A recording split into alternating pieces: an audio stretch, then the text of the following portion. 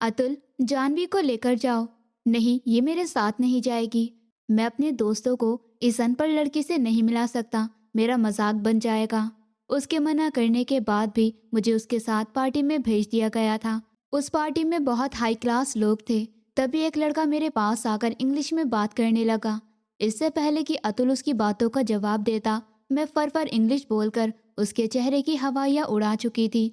मैं बहुत इज्जत से उन सबसे मिली और अतुल को झटका दे गई थी। अरे जानवी बेटी, तुम कब आई हो? आओ हमारे साथ नाश्ता करो। रीति आंटी ने मुझे मेन गेट से चलकर आते हुए देख खुशी से कहा था। मैं मुस्कुराती हुई उनके साथ बैठ चुकी थी। अरे नहीं आंटी, नाश्ता तो मैं कर आई हूँ। बस अतुल आ रहा है ना, तो मैं उसके कमरे में ज़रा देखने आई थी।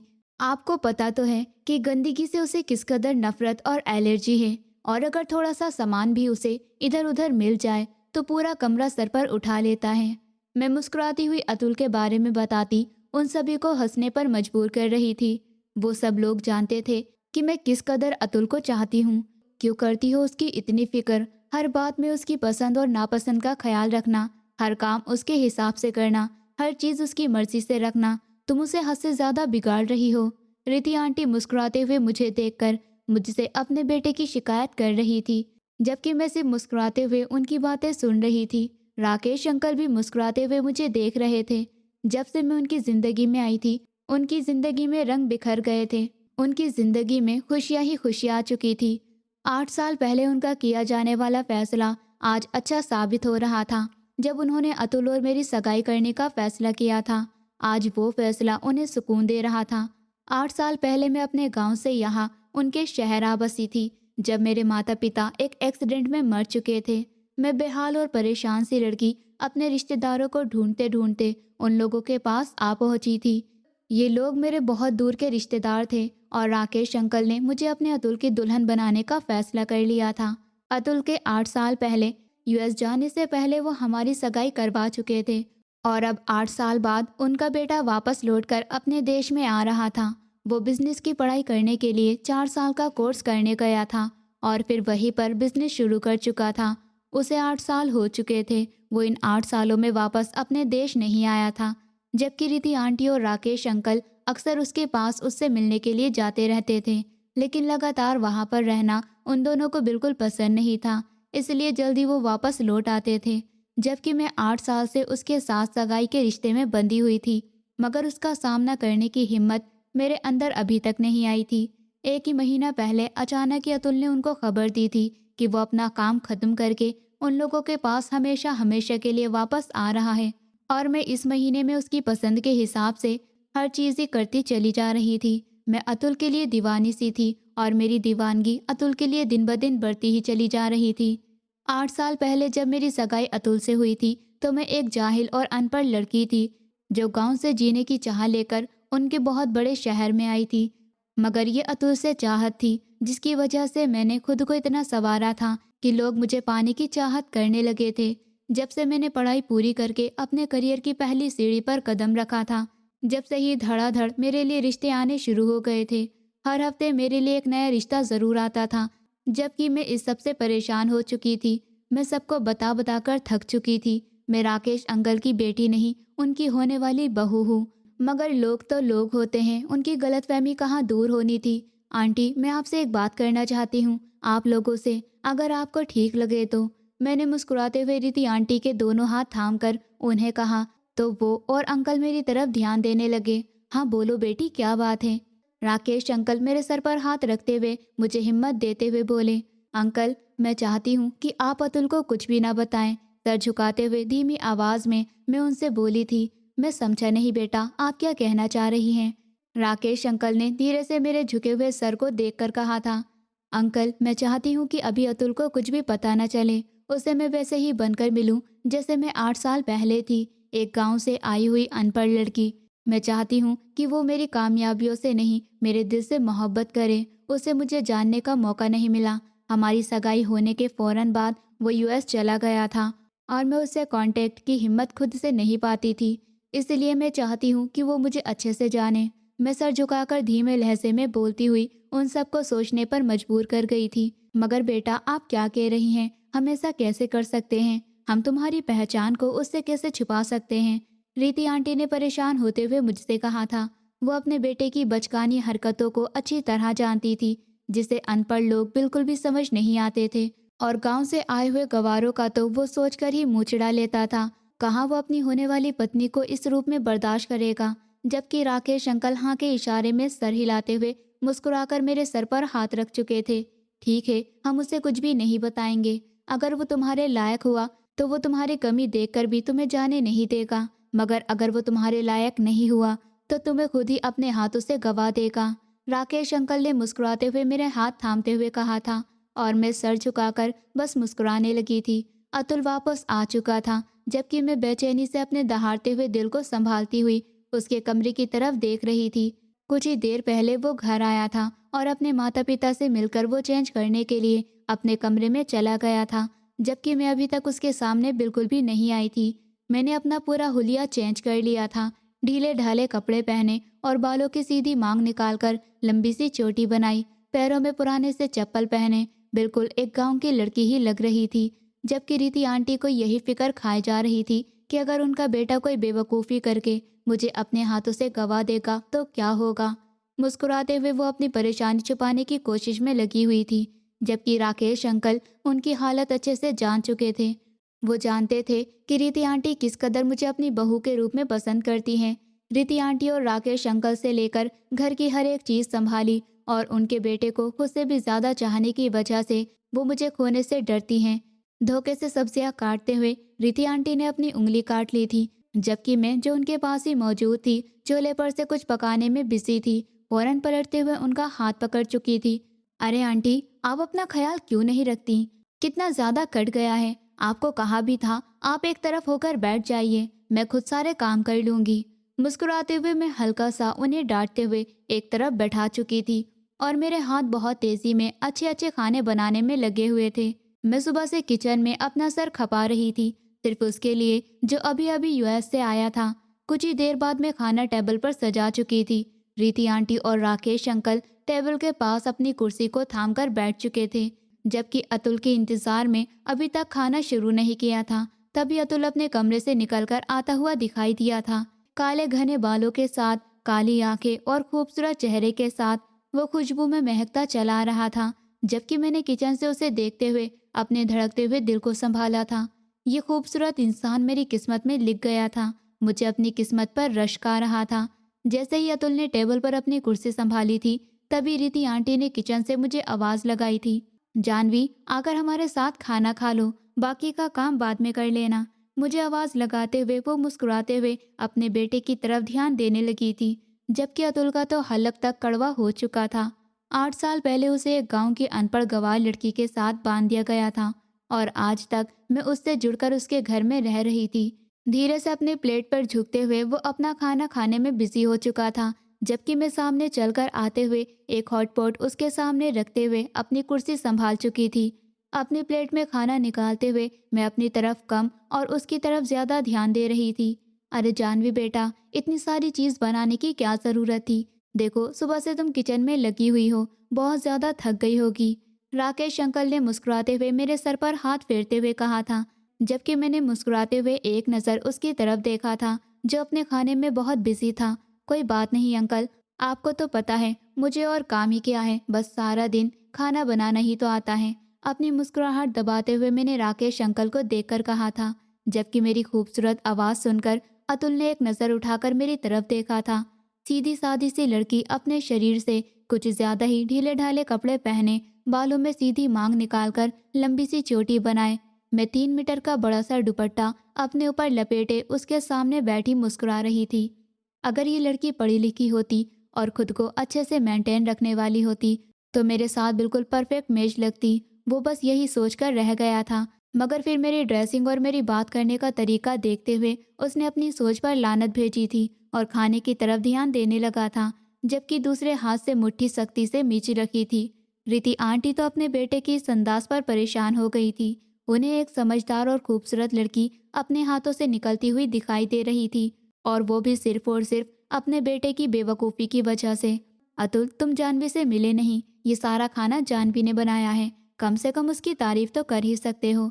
रीति आंटी ने मुस्कुराते हुए अतुल के हाथ पर अपना हाथ रखते हुए उसका ध्यान मेरी तरफ करना चाहा था, जबकि अतुल बस मुस्कुराते हुए उन्हें देखकर रह गया था। उनका पढ़ा लिखा बेटा जो विदेश से पढ़कर आया था, वो कैसे उसे मुझ जैसी अनपढ़ और जाहिल लड़की के साथ जोड़ सकती थी, वो ये बात सोच कर ही रह गया था। खाना अच्छा बना है, बस इतना कहते हुए वो फिर से अपने खाने में बिजी हो चुका था, जबकि राकेश अंकल के चेहरे पर एक मुस्कुराहट बिखर गई थी। और फिर यही सब रूटीन बनती चली जा रही थी। अतुल का जब भी मुझसे सामना होता था, या तो मैं घर की सफाई में नौकरानी का किरदार निभा रही होती थी, या फिर सुस्ती से सोफे के आगे पड़ी टीवी देखने में मगन होती थी। मैं ज़्यादातर किचन में ही पाई जाती थी। मेरे हाथों में बहुत ही जायका था और मैं देखने में भी बहुत ही खूबसूरत लड़की थी। क्या होता अगर मैं पढ़ी लिखी भी होती तो उसे अपनी किस्मत पर रश्क आता। मगर ऐसी लड़की वो खुद के साथ कैसे इमेजिन करता। वो उसके साथ उसकी सोसाइटी में उठने बैठने की भी नहीं थी। अतुल, हम लोग सोच रहे हैं कि अब तुम दोनों की शादी कर दी जाए, तो इस बारे में तुम क्या कहते हो? राकेश अंकल ने मुस्कुराते हुए अतुल को देखकर उससे पूछा था, जबकि खाना खाते अतुल के हलक में निवाला अटक चुका था। डैडी, इतनी जल्दी क्या है? मैं भी तो यूएस से आया हूँ। मैंने यहाँ पर अपना बिजनेस सेट करना है, उसके बाद कुछ देखेंगे। उसने जल्दी जल्दी बोलते हुए पानी का गिलास अपने मुंह से लगाया था, जबकि जल्दी जल्दी पानी पीते हुए उसने ये बात नोट नहीं की थी कि मैं अपने मुंह तक ले जाता हुआ निवाला छोड़कर उसके लिए पानी गिलास में भर रही थी। क्या मतलब, क्या जल्दी है? एक तो तुम 8 साल अमेरिका में लगा कर आ रहे हो, हम तुम्हारी वजह से बच्ची को बीच में लटका कर रखे हुए हैं। हो जाएंगे तुम्हारे सारे काम, कर लोगे तुम अपना बिजनेस भी यहाँ पर सेट। बस हमें जानवी की शादी करनी है ताकि हम उसकी जिम्मेदारी पूरी कर सकें। राकेश अंकल ने सीरियस होकर अतुल को देखते हुए कहा था, जबकि अतुल ने पानी का बड़ा सा घूंट भरते हुए वो निवाला हलक से नीचे उतारा था। बेबस नजरों से वो बस अपनी माँ को और अपने बाप को देखता रह गया था, जबकि दूसरी गुस्से भरी नजर उसने मेरी तरफ भी डाली थी। डैडी, मैं अभी शादी नहीं करना चाहता, मैं इस सब के लिए तैयार नहीं हूँ। प्लीज मेरे साथ जबरदस्ती मत करिए। सीरियस लहजे में बोलते हुए वो भी अपना फैसला बता चुका था, जबकि रीति आंटी को अपना माथा पीटने का दिल चाह रहा था। बेटा, कमी क्या है जानवी में? तुम ऐसा क्यों कर रहे हो? तुम्हारी भी उम्र हो गई है, अब 29 साल के हो गए हो, अब तुम्हें और कितना वक्त चाहिए? रीति आंटी ने परेशान नजरों से अपने बेटे को देखते हुए उसके हाथों पर अपने हाथ रखते हुए कहा था, जबकि अतुल ने एक झुंझलाती हुई नजर मेरे ऊपर डाली थी। मैं ही सारे फसाद की जड़ थी। न मैं इस घर में रहने के लिए आती, और ना ही उसके डैडी इतनी जल्दी उसकी सगाई मेरे साथ करते। वो अपने दिल ही दिल में सोचकर रह गया था, मम्मी, मैं एक पढ़ा लिखा लड़का हूँ, सोसाइटी में मेरा नाम है, मैं एक बिजनेस चलाता हूँ, मैं ऐसे किसी भी लड़की से कैसे शादी कर लूँ जो मेरी सोसाइटी में उठने बैठने की भी नहीं है। धीमे लहजे में उन्हें अपने दिल का हाल बताते हुए वो राकेश अंकल को अपनी मुठ्ठियां मीचने पर मजबूर कर गया था। वो ठीक समझ रहे थे कि उनका बेटा बाहर विदेश में जाकर पूरा बदल चुका है। अब उसे अपनी सोसाइटी, अपना स्टेटस ज्यादा प्यारा लगता है किसी नेक दिल इंसान के सामने। तो तुम्हें लगता है कि जानवी तुम्हारे काबिल नहीं है, तुम्हें पत्नी चाहिए या फिर सबके सामने पेश करने के लिए शो पीस? राकेश अंकल ने एक गुस्से भरी नजर अपने बेटे पर डालते हुए उससे पूछा था, डैडी, ऐसा नहीं है जैसा आप समझ रहे हैं, लेकिन मैं ऐसी लड़की को डिजर्व करता हूँ ना, जो 4 लोगों में बात करने की काबिल हो। वो सर झुकाए अपने डैडी से कह रहा था, जबकि मेरा चेहरा तो एक बात पर सफेद पड़ रहा था। जिस इंसान को मैंने इस कदर चाहा कि मेरी चाहत दीवानगी में बदल गई थी, वो इंसान किस कदर पत्थर दिल था कि मेरे सामने ही मुझे रिजेक्ट कर रहा था। उसे बिल्कुल भी शर्म नहीं आ रही थी। पलके झुकाकर अपने आंसुओं को अपने अंदर ही रोकते हुए मैं मुस्कुराने की नाकाम कोशिश करते हुए वहां से उठकर अपने कमरे की तरफ बढ़ गई थी, जबकि ये सब देखकर राकेश अंकल ने गुस्से भरी नजर अतुल पर डाली थी। उन्हें बिल्कुल भी अच्छा नहीं लग रहा था जो भी अतुल मेरे बारे में कह रहा था। हमारी बच्ची कोई बेचारी नहीं है, और ना ही तुम ये समझने की भूल कर बैठना कि उसका इस दुनिया में कोई नहीं है। जो तुम ये सोचो कि तुम्हें इजाज़त मिल गई है कि उसको जब चाहिए अपना लो और जब चाहे ठुकरा दो। 2 महीने दे रहा हूँ तुम्हें, अगर तुमने अपना रवैया जानवी के साथ नहीं बदला तो मैं जानवी की तरफ से तुमसे जानवी का रिश्ता तोड़ दूंगा। फिर चाहे तुम कुछ भी करो, जानवी तुम्हें नहीं मिलेगी। बहुत ही गुस्से में सख्त लहजे में कहते हुए राकेश अंकल अपनी जगह से उठते हुए अपने कमरे की तरफ बढ़ गए थे, जबकि अतुल भी गुस्से भरे चेहरे के साथ उन्हें जाता हुआ देख रहा था। क्या वो एक गवार लड़की के लिए पछताता? अच्छा था जो मुझसे उसकी जान छूट जाती। वो वैसे भी मुझ जैसी लड़की के साथ अपने सर्कल में नहीं चल सकता था, जो जाहिल बनकर एक जगह पर बैठी रहे। ये सोचते हुए वो भी एक झटके से उठकर अपने कमरे में बंद हो चुका था, जबकि रीति आंटी तो पीछे अपना सर पकड़कर रह गई थी। वो मुझे किसी भी हालत में नहीं खोना चाहती थी। मुझ जैसी समझदार और ख्याल रखने वाली लड़की उन्हें कहीं और नहीं मिल सकती थी। यही सोचकर वो बहुत परेशान हो रही थी। एक तरफ मेरी जिद थी कि वो मुझे अपनाए तो वैसे ही जैसे मैं पहले थी, और दूसरी तरफ अतुल की जिद थी कि उसे एक काबिल और पढ़ी लिखी लड़की अपने साथ चाहिए। और एक तरफ राकेश अंकल थे, जो हम दोनों के बीच की गलतफहमी दूर करने के बजाय अपने ही सोच लिए हुए थे। एक हफ्ता हो चुका था इस बिना बात की जंग को, जिसमें ना ही कोई कुछ बोल रहा था और ना ही कुछ कर रहा था। एक तरफ मैं थी कि जब से मैंने अतुल की बात सुनी थी, मैं अपने कमरे में ही होकर रह गई थी। मैं तभी बाहर आती थी जब अतुल अपने कमरे में चला जाता था। खाना भी मैं सिर्फ नाम के लिए खाती थी। राकेश अंकल भी गुस्से से भरे हुए थे। वो भी अपना ज्यादा वक्त कमरे में ही गुजारते थे। अतुल ने खुद को काम में इस तरह बिजी कर लिया था कि वो इस सब के बारे में सोचना ही नहीं चाह रहा था। वो चाह रहा था कि बस किसी तरह ये 2 महीने उड़कर गुजर जाएं और वो मुझसे अपनी जान छुड़ा लें। अतुल बेटा, तुम्हें क्या परेशानी है? तुम्हें जानवी क्यों पसंद नहीं? वो खूबसूरत है, हमारा ख्याल रखती है, तुम्हारे बारे में फिक्र करती है, इस घर को संभालती है, तुम्हें और क्या चाहिए? हाँ, बस तुम्हारे साथ सोशलाइज नहीं हो सकती, लेकिन तुम्हें शोपीस थोड़ी चाहिए, तुम्हें तो घर बसाने वाली पत्नी चाहिए ना। रीति आंटी को उसका पिछले 15 दिनों से सख्त रवैया देख रही थी। आखिरकार बोल पड़ी थी। उनको ये सोच सोच कर ही फिक्र हो रही थी कि अगर मामला बिगड़ गया तो राकेश अंकल कभी भी अपनी कही हुई बातों से पीछे नहीं हटने वाले थे, और रीति आंटी कभी भी मुझे अपने बेटे की जिंदगी से जाने नहीं देना चाहती थी। वो जानती थी कि जब अतुल को सच पता लगेगा तो वो किस कदर पछताएगा। प्लीज मम्मी, कम से कम आप तो मुझे समझिए। मुझे ऐसी लड़की नहीं चाहिए जो खामोशी से एक कोने में बैठी रहे। मैं चाहता हूँ कि मेरी लाइफ पार्टनर ऐसी हो जिसे बोलना आता हो, जिसे सब देखते रह जाएं, जिसे देखकर हर कोई इज्जत से अपनी नज़र झुकाने पर मजबूर हो जाए। रीति आंटी को देखकर कहता हुआ वो किसी दूसरे ख्यालों में खो चुका था। जब रीति आंटी ने गुस्से से अपनी आंखें सख्ती से मींची थी, वो बिल्कुल वैसी है जैसे तुम्हें चाहिए, वो अपने मन में सोचकर रह गई थी। राकेश अंकल की कही हुई बात को 1 महीना होने वाला था। हर चीज़ अपनी जगह पर वापस आ गई थी, लेकिन मैं कहीं खो सी गई थी। खाने की टेबल हो या फिर घर में, हमेशा खामोश खामोश दिखती थी। टेबल पर बैठते हुए मैं सिर्फ अपनी प्लेट को घूरती रही थी। कोई कुछ बात करता था तो मैं सिर्फ हाँ या ना में जवाब दे देती थी और बात वही खत्म कर देती थी। मेरी हंसी, मेरी खुशियाँ, मेरी बातें, हर चीज़ गुम होकर रह गई थी। नोट तो अतुल ने भी किया था कि अब उसका निवाला अटकने पर कोई उसे पानी का गिलास भरकर नहीं देता था। उसका कमरा साफ होता था, मगर वो वाली बात नहीं होती थी। उसकी एक एक चीज़ को उसकी जगह पर रखने का तरीका तो सिर्फ मुझे ही था। अब खाने की टेबल पर उसकी पसंद की चीज़ें बहुत कम दिखती थी। वक्त से पहले किए हुए मिलने वाले उसके काम अब उसे बोल बोल कर किसी से करवाने पड़ते थे। अतुल ने नोट किया था कि अब मैं अपने कमरे से भी ज़्यादा बाहर नहीं आती थी, और काम करने के लिए भी मेरी जगह एक नौकरानी आ चुकी थी। अतुल के मुंह का टेस्ट बहुत ज़्यादा बेकार होकर रह गया था। उसका दिल चाहता था कि शुरू वाले खाने उसे मिलते रहें, लेकिन मुझसे कहना अब ऐसा था कि अपने मुंह पर थप्पड़ मारना। अतुल को अब मेरी कमी खलने लगी थी, लेकिन वो खामोशी से सब कुछ होता हुआ देख रहा था, क्योंकि उसे पत्नी अपने हिसाब से चाहिए थी। अतुल बेटा, तुम कहाँ जा रहे हो? रीति आंटी ने अतुल को तैयार होकर बाहर निकलते देखकर उससे पूछा था, जबकि अतुल जल्दी जल्दी में बाहर निकलता हुआ उन्हें देखकर रुक गया था। आंखों के कोनों से देखते हुए उसे किचन में मैं दिखाई दे रही थी, मगर वो मुझे नज़रअंदाज करते हुए रीति आंटी की तरफ बढ़ा था।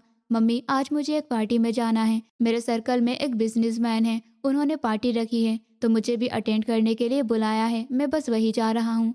अतुल ने रीति आंटी की तरफ आगे बढ़ते हुए उन्हें बताया था। जब रीति आंटी तो अतुल की बात पर खिल उठी थी। अतुल, जानवी को लेकर जाओ। नहीं, ये मेरे साथ नहीं जाएगी। मैं अपने दोस्तों को इस अनपढ़ लड़की से नहीं मिलवा सकता, मजाक बन जाएगा मेरा। रीति आंटी ने जैसे ही अतुल को देखकर बोला था, सामने से फट से अतुल का जवाब आया था, जिस पर वो मुठ्ठियां मींच कर रह गई थी। अब उसे वो क्या बताती? मैं तुमसे पूछ नहीं रही हूँ, तुम्हें बता रही हूँ। जानवी को लेकर जाओ, नहीं तो मुझसे बुरा कोई नहीं होगा। अतुल को देखकर सख्त लहजे में कहती हुई वो दूसरी नज़र मुझ पर डाल चुकी थी। मैं पानी का गिलास हाथ में थामे हुए उन्हें देख रही थी। जानवी, सुन लिया ना तुमने? जल्दी से तैयार हो और अतुल के साथ जाओ। मुझे देखकर कहती हुई वो अपने कमरे की तरफ बढ़ गई थी। जब उनकी कही हुई बातों में छुपी हुई धमकी सुनकर मैं चुपचाप अपने कमरे की तरफ तैयार होने के लिए चली गई थी, जबकि अतुल ने गुस्से में झुंझुलाते हुए अपने बालों में हाथ चलाए थे। क्या परेशानी है जो ये मेरे गले पड़ गई। अब जब इसे छोड़ना ही है तो ये फालतू ही काम करवाने की क्या ज़रूरत है। अब मैं इसे अपने साथ लेकर जाऊं और पार्टी में खुद को बेइज्जत करवा लूं। वाह, ये जाहिल अनपढ़ लड़की बस मेरी बेइज्जती ही करवाएगी वहाँ।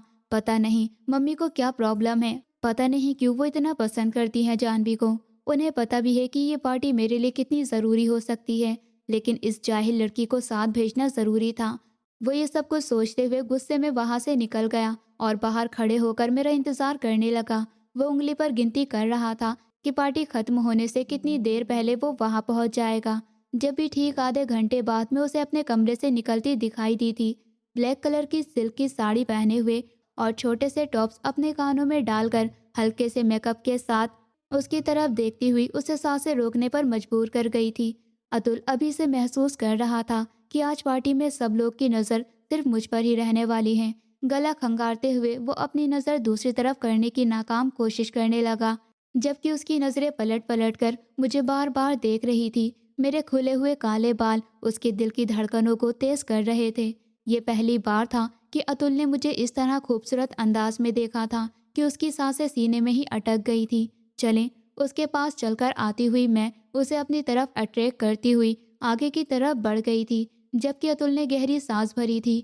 ये औरत सांसें रोक देने का हुनर जानती है।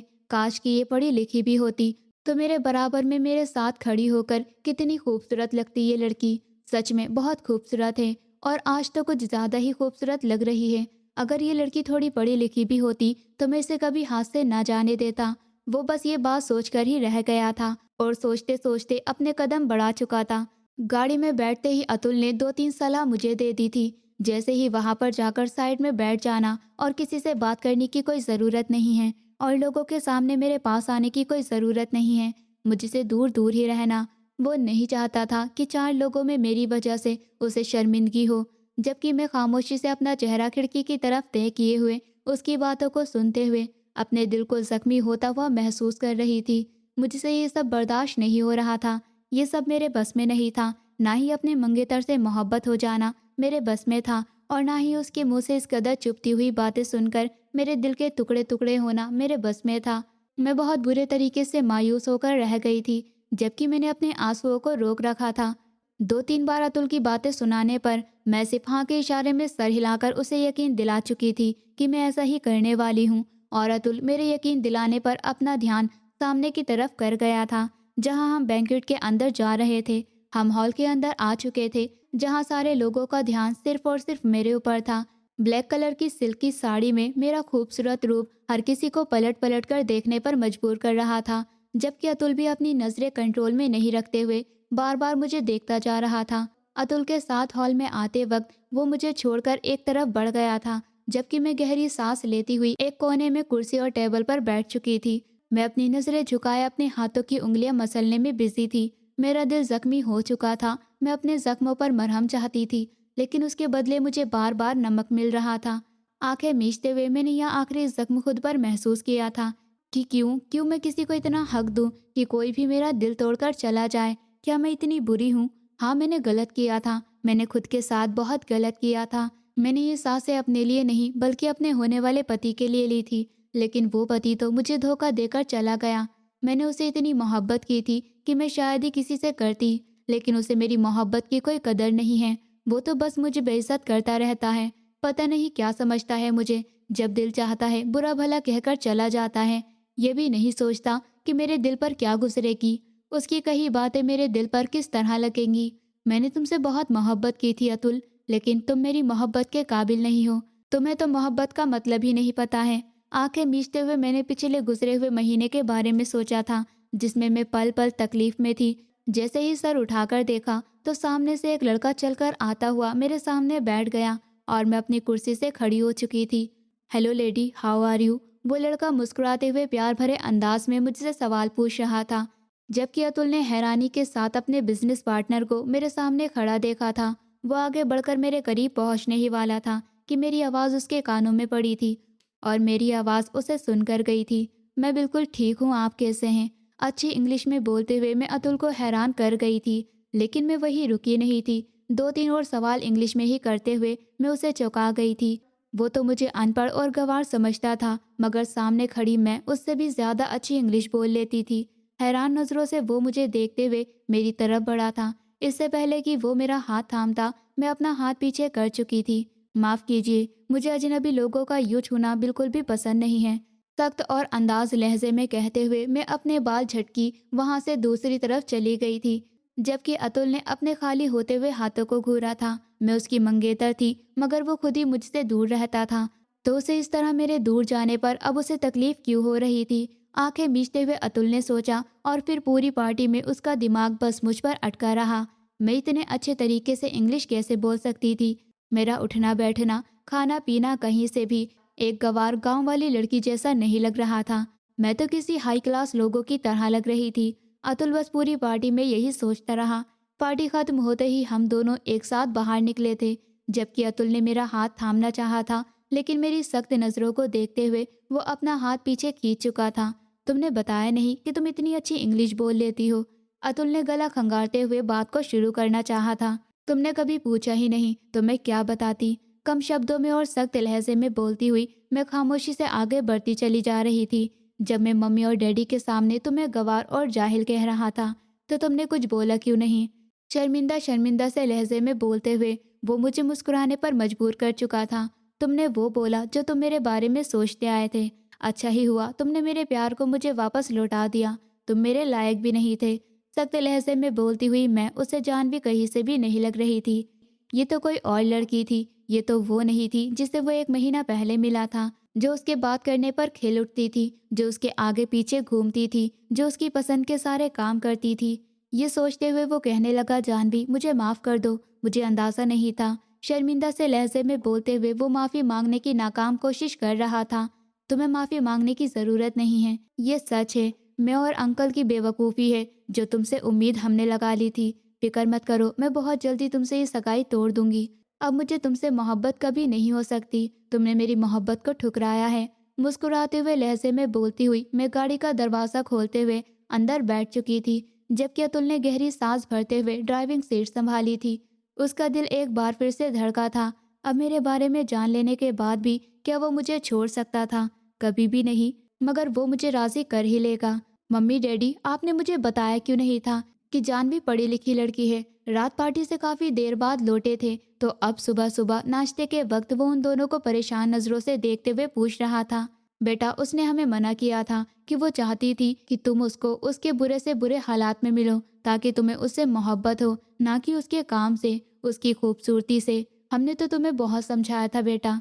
रीति आंटी अपने बेटे को मुस्कुराते हुए देखकर उसे बताती हुई बोली थी, जबकि रीति आंटी को इस बात की खुशी थी कि मैं अपनी जिद छोड़कर उससे सब कुछ सच सच बता चुकी हूँ। जबकि राकेश अंकल तो गुस्से भरी नज़रों से अपने बेटे को घूर रहे थे। वो सच में मेरे काबिल नहीं था। अंकल आंटी, मैं काम के लिए निकल रही हूँ, अपना ख्याल रखिएगा। घर का कोई काम मत करना, नौकरानी आ जाएगी। बाहर निकलकर अपने पर्स से कुछ ढूंढते हुए मैं वहीं से बोली थी, जबकि मैं अतुल को बिल्कुल नज़रअंदाज कर गई थी। अतुल के साथ साथ रीति आंटी को भी मेरे नज़रअंदाज करने का एहसास हो चुका था, मगर वो लोग कुछ भी नहीं कर सकते थे सिवाय मुस्कुराने के। राकेश अंकल ने मुस्कुराते हुए मुझे बाय बोला और अपना ध्यान रखने को कहा, जबकि रीति आंटी भी मुस्कुराती हुई मुझे बाय बोल चुकी थी। अतुल बेचैनी से मुझे जाते हुए देख रहा था। मम्मी, जानवी कहाँ गई है और कौन से काम की बात कर रही है? आखिर उसे काम करने की क्या ज़रूरत पड़ी? बेचैनी भरे अंदाज में वो रीति आंटी से सब कुछ पूछ रहा था, जबकि वो दोनों अतुल के इस तरह पूछने पर मुस्कुराए थे। मगर ये मुस्कुराहट आम मुस्कुराहट जैसी नहीं थी। उसे हम में से किसी की भी ज़रूरत नहीं है अपने खर्चे उठाने के लिए। वो अकेले ही काफ़ी है। तुम्हारे लिए वो छुट्टियां ले चुकी थी। 1 महीना इस घर के काम करते देखकर क्या तुमने सच में उसे नालायक समझ लिया था? मगर अब जब उसे एहसास हो गया कि तुम सिवाय उसका वक्त बर्बाद करने की और कुछ भी नहीं कर रहे, तो वो वापस अपने काम पर जाने के लिए निकल चुकी है। तुमने उसे बहुत मायूस किया है। वो तुमसे बहुत मोहब्बत करती थी। तुम्हारे लिए उसने क्या कुछ नहीं किया। राकेश अंकल ने खड़े होकर अपने कपड़े झाड़ते हुए एक नज़र अपने बेटे को देखते हुए कहा था, जबकि वो बुत बने उन दोनों को देख रहा था। आखिर और कितने राज थे मेरे जो बार बार बाहर आ रहे थे। वो सोचकर रह गया था, वो करती क्या है? अतुल ने बेचैनी से ये सवाल पूछा था, जबकि राकेश अंकल जाते हुए मुड़कर उसे देखने लगे। शायद तुमने उसका पूरा नाम नहीं सुना है। डॉक्टर जानवी कुमार। मुस्कुराते हुए अतुल को देखकर वो बोलते वहां से जा चुके थे, जबकि अतुल हैरान नजरों से उन्हें जाते हुए देख रहा था।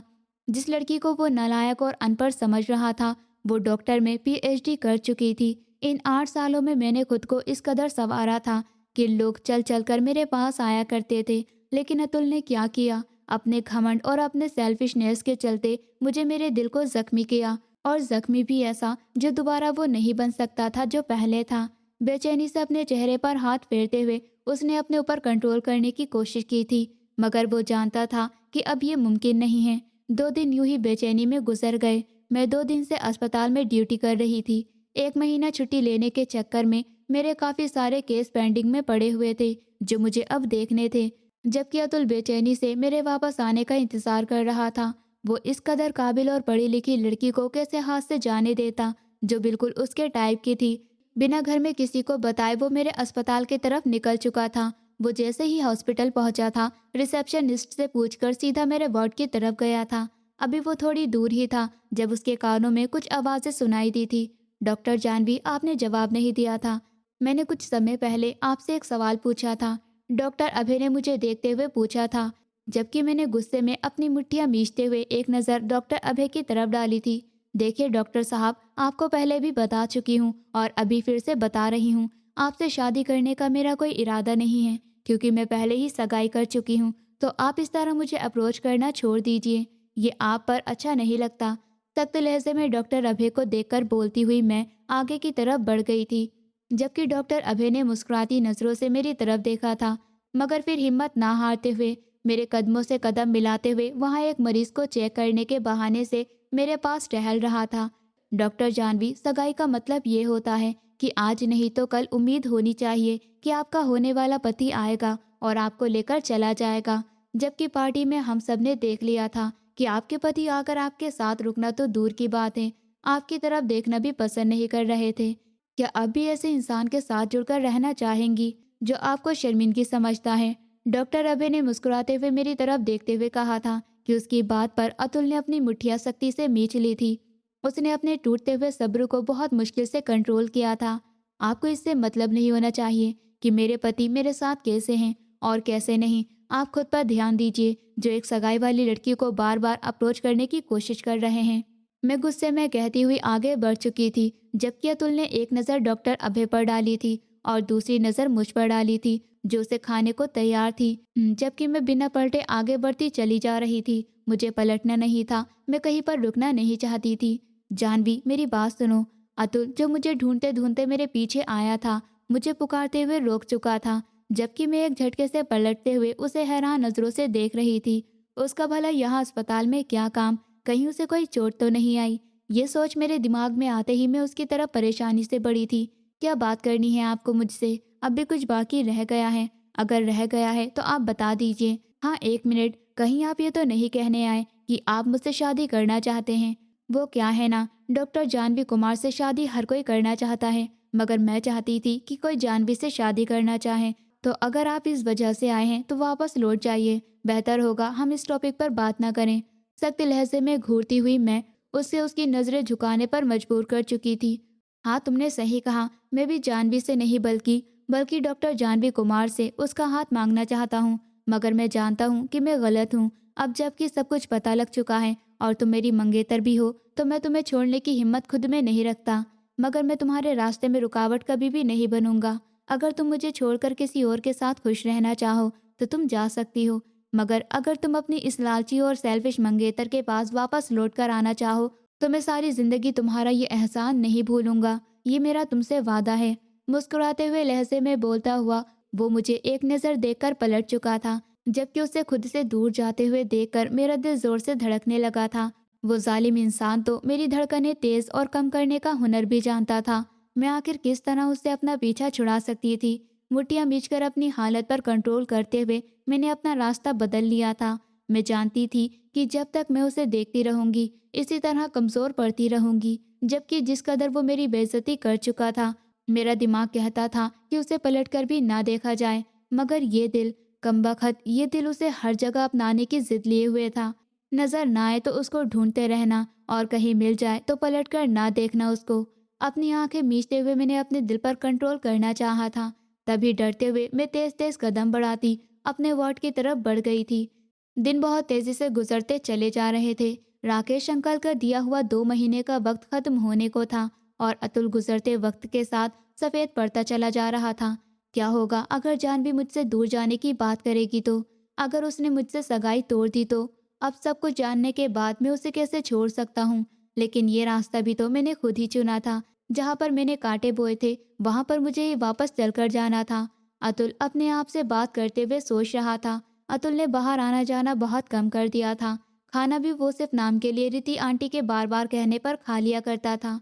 उसे बार बार वो वक्त याद आ रहा था जब वो पार्टी में ले जाने के लिए रिति आंटी को कह रहा था कि ये अनपढ़ लड़की मेरी पूरी सोसाइटी में मजाक बना देगी, जबकि मजाक तो उसने मेरा बनाया था। मुझे यूं सब लोगों में अकेला छोड़कर दूसरे लोगों को मेरी तरफ हाथ बढ़ाने पर मजबूर कर गया था। सख्ती से आंखें मीचते हुए अतुल ने वो वक्त याद करना चाहा था जब डॉक्टर अभय मेरे बहुत करीब खड़ा मुझे अपने शादी का प्रपोजल पेश कर रहा था। और अतुल को वो ताना किस कदर अपने दिल पर तीर की तरह लगा था जब डॉक्टर अभय ने मुस्कुराते हुए मुझसे कहा था कि मेरा होने वाला पति मुझे सब लोगों में अकेला छोड़कर चला गया था। उसने अपनी मुट्ठी मीचते हुए जोर से शीशे की मेज पर दे मारी थी। सब जगह कांच कांच फैल गया था और कुछ उसके हाथ में बुरी तरह से चुभकर खून बहने लगा था। रिति आंटी ने घबराते दिल के साथ आवाज सुनकर उसके कमरे में कदम रखा था और वो अतुल की हालत देखकर अपने दिल पर हाथ रखते हुए बैठती चली गई थी। अतुल, खुद को तकलीफ दे रहे हो? क्या मुझे तकलीफ दे रहे हो? तुम क्या चाहते हो? रिति आंटी, जो पिछले काफी दिनों से उसकी रूटीन से तंग आ चुकी थी, आज बोल पड़ी थी, जबकि वो सर झुकाए बुत बनकर उनके ताने सुन रहा था। काफी देर बाद जब अपना दिल हल्का कर चुकी तो उठकर बाहर की तरफ बढ़ गई थी, जहां मैं भी 2 दिन बाद अपनी ड्यूटी देकर वापस लौट आई।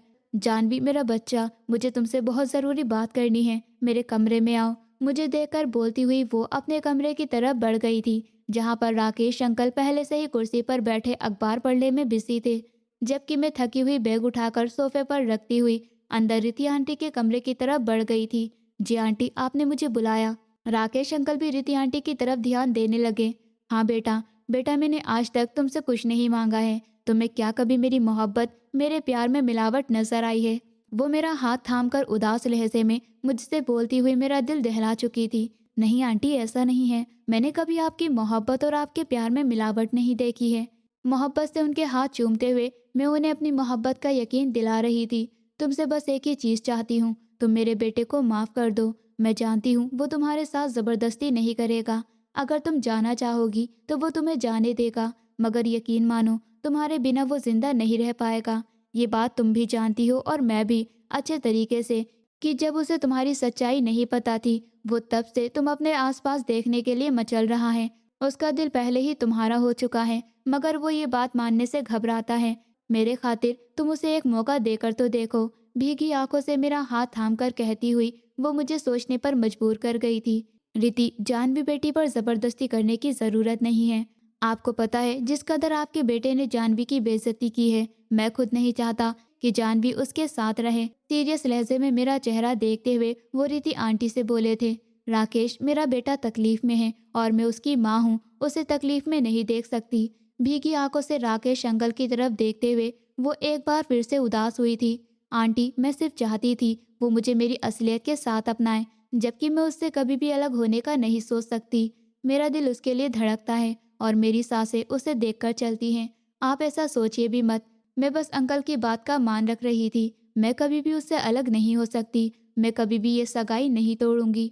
मुस्कुराते हुए मैं रिति आंटी और राकेश अंकल को देखते उन्हें मुस्कुराने पर मजबूर कर गई थी, जबकि दरवाजे पर खड़ा अतुल हमारी बातें सुनकर अपने अंदर ठंडक उतारता महसूस कर रहा था। मोहब्बत राहत होती है, सुकून होती है, ये उसने अब जाना था। उस दिन से ठीक 1 महीने बाद मैं उसके सामने उसके कमरे में उसके बिस्तर पर दुल्हन बनकर सजी हुई बैठी थी। हाथों में मेहंदी और भर भर कर चूड़ियां डाले मैं उसे मुस्कुराने पर मजबूर कर गई थी। कैसी हो तुम? मुस्कुराते हुए लहजे में पूछते वो मेरे सामने ही बैठ चुका था, जबकि उसके हाथों ने बढ़ते हुए मेरे हाथों को थामा था। मेरे हाथों को अपने नाक के पास लाते वो मेरी खुशबू को अपने अंदर उतार लेना चाहता था। जानता हूँ मेरी कोई भी बात तुम्हारे उन जख्मों पर मरहम नहीं रख सकती जो मैं पहले ही तुम्हें दे चुका हूँ, मगर मैं फिर भी एक कोशिश करना चाहता हूँ और ये कोशिश मैं सारी ज़िंदगी करता रहूँगा। मुझे तुमसे मोहब्बत हो गई है और तुम शायद यकीन नहीं करोगी, मगर जब तुमने अपनी बच्चों वाली हरकतें छोड़कर सीरियस होना शुरू किया था, तब से मुझे तुम्हारी कमी हर जगह महसूस हो रही थी। मुस्कुराते हुए वो मेरी आंखों में झांकते हुए मुझे भी मुस्कुराने पर मजबूर कर गया था। सोच लो, सारी जिंदगी कोशिश ही करते रहोगे तो कुछ भी नहीं मिलेगा। अपनी मुस्कुराहट दबाते हुए मैंने अतुल के हाथों से अपने हाथ छुड़ाए थे, जबकि उसने अपने खाली हाथों को देखा था। यही तो उसे डर था कि वो खाली हाथ न रह जाए। मुझे सारी जिंदगी अकेले रहना मंजूर है, लेकिन तुम कभी मेरा साथ नहीं छोड़ना। वो मेरे हाथों को फिर से थाम कर अपने होठों से लगा चुका था, जबकि मैं इस हरकत पर शर्मा गई थी। माय वाइफ, अब अगर आप इतनी छोटी सी बात पर शर्माएंगी तो मेरा क्या बनेगा। कपकपाते हाथों से मैं उसके सीने पर हाथ रखकर गहरी गहरी सांस ले रही थी। और हाँ, अब वो डॉक्टर अभय तुम्हें आसपास दिखाई दे तो उसकी नाक तोड़ देना, बाकी मैं तुम्हारे पीछे हूँ, सारे मामले देख लूंगा। उसकी बात सुनकर मैं हैरान हुई थी। तुम्हें कैसे पता डॉक्टर अभय के बारे में?